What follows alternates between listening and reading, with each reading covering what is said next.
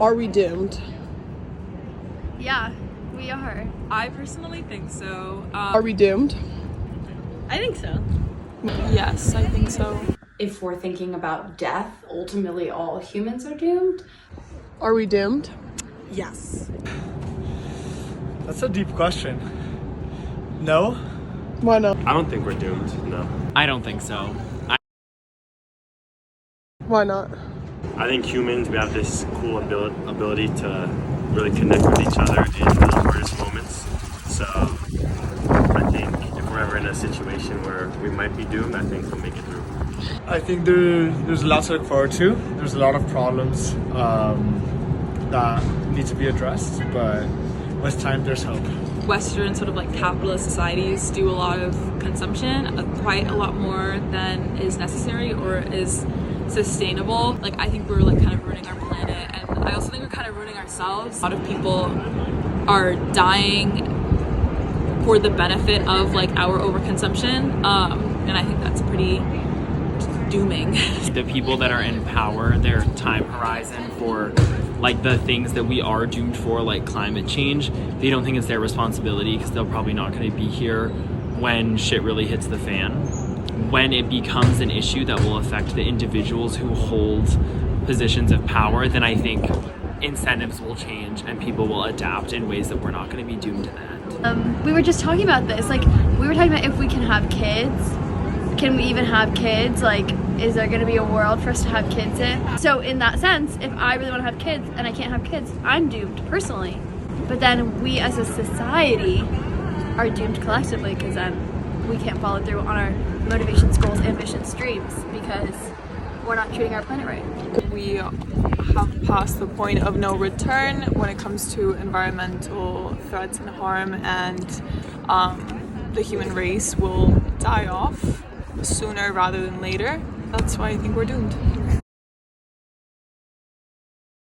I think we're going to be extinct at some point. Yes. Okay, and what do you think will be the cause of that extinction? Climate change. Oh, definitely climate change. Okay. That's what I'm most worried about actively. When you ask me that question, I immediately think of climate change. Gonna get too hot and we're all gonna die. Okay. Probably climate change.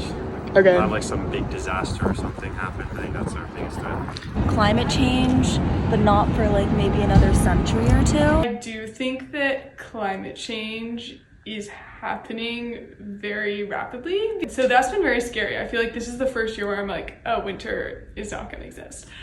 So I don't think like the human race will be extinct because of climate change. I think a lot of things will be different, but I'm also relatively optimistic that humanity will be able to adjust to the effects of climate change and hopefully like mitigate it. Things will be different. It's just not like we're gonna be wiped off the face of the earth. Climate change will be the downfall? Yeah, I do. Okay. It's because we can't do carbon taxing. That's why we're gonna have a downfall. Thank you.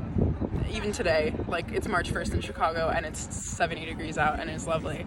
I think it's just something that we're seeing very immediate consequences of very quickly. I think climate change is going to wipe us out, maybe not directly, like, it's not going to get too hot for us, but it's going to get too hot for like our crops to grow, and like our seasons will change in a way that's way too radical, and then like we won't be able to live like the life that we know now, so then we're going to have to adapt it completely, but then that's going to involve like basically changing our whole environment around us, which is then going to lead to our demise because we won't be able to do that. I think AI is going to take over because it's expanding really, really fast, and I just think that it's kind of only a matter of time, but maybe not in like as violent a way as is always depicted. Probably something involving AI.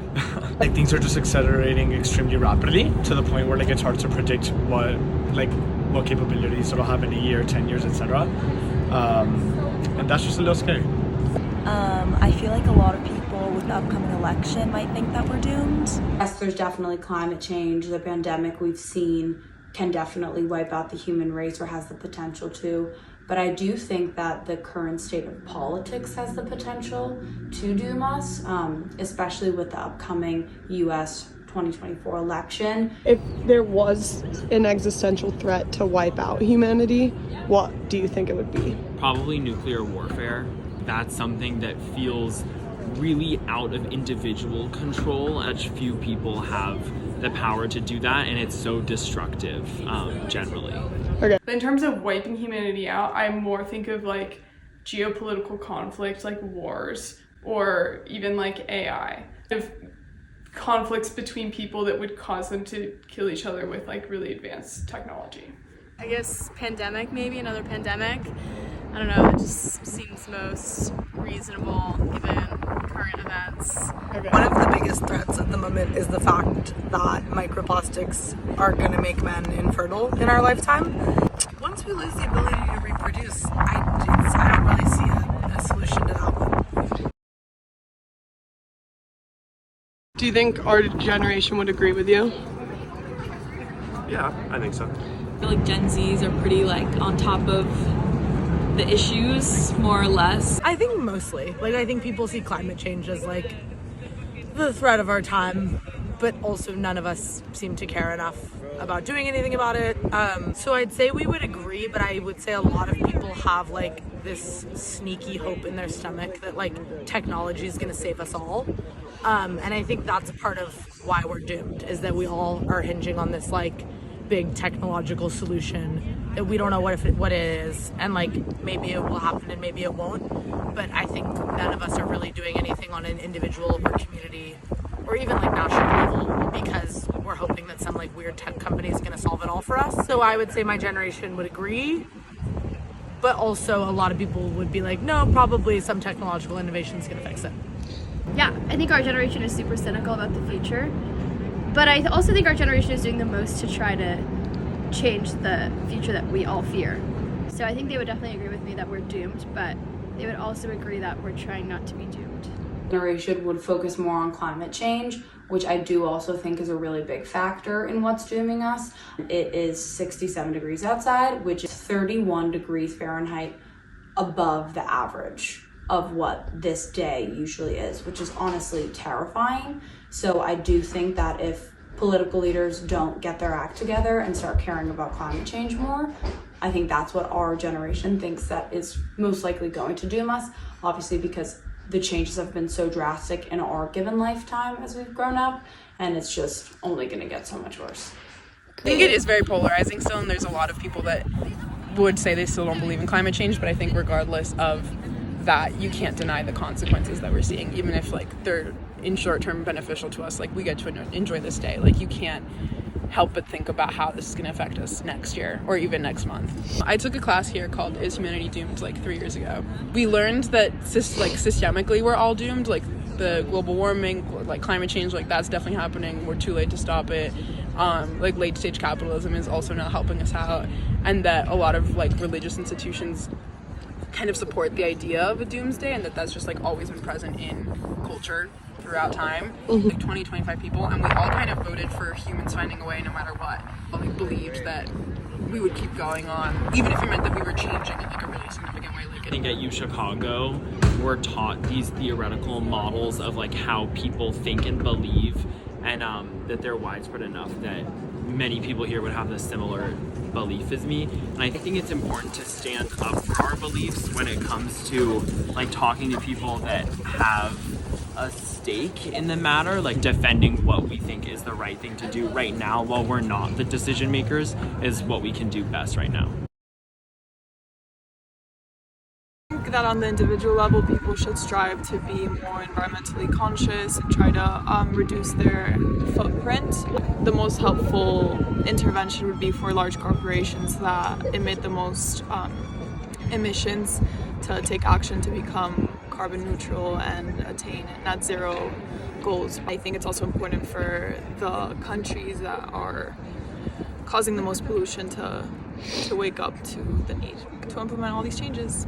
To find like an effective way to limit like the biggest polluters, which would be large corporations and governments, and like voting the right people in who are gonna want to like change that and care about our future. I think voting is a huge part of that, because it's like voting the people that you think are going to care about that. Because honestly, I don't think we can do much at this point, but naturally it'll be like larger industries making great changes, but that'll just slow it down and not actually stop it. So I mean, I think we do actually have to just do stuff at the individual and community level, and I think there's like a lot of really simple stuff that we could all be doing. Like composting is pretty easy and like pretty effective. Things that we've been proven are more impactful than others. So also not only like doing things on individual and community levels, but more education around what actually matters and what doesn't, because I think like what we teach kids in school right now is not sufficient.